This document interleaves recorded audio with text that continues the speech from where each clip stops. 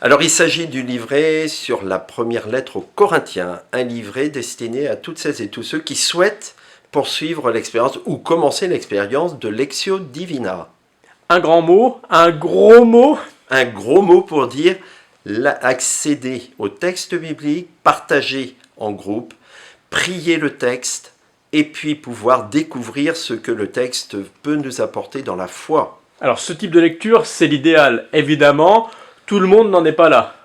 Tout le monde n'en est pas là, mais bien tout sûr le monde, que si. Tout le monde est appelé par Mais contre. bien sûr que si, parce que le texte biblique est accessible à tous, et a fortiori, si nous sommes en groupe, dans des groupes bibliques, nous pouvons alors nous enrichir les uns les autres, et tout le monde peut tout à fait découvrir que le texte va lui parler, lui donner un beau message. C'est l'intégralité de l'épître que nous avons là. Nous avons l'intégralité de l'épître dans ce livret, donc c'est le livret que nous avons confectionné spécialement, la lettre aux Corinthiens, la première, en intégrale. En intégrale, plus des commentaires, évidemment. Évidemment, puisque nous allons vous guider dans la lecture, nous avons fait une découpe pour que la lecture soit répartie sur 7 rencontres.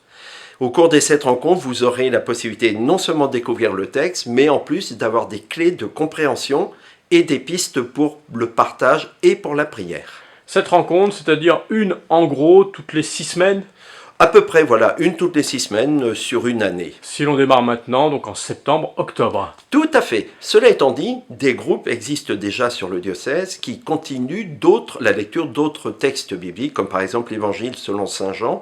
C'est tout à fait possible de poursuivre cette Lectio Divina à partir de l'Évangile de Jean, mais le moment venu, ils pourront démarrer la lecture de la première aux Corinthiens.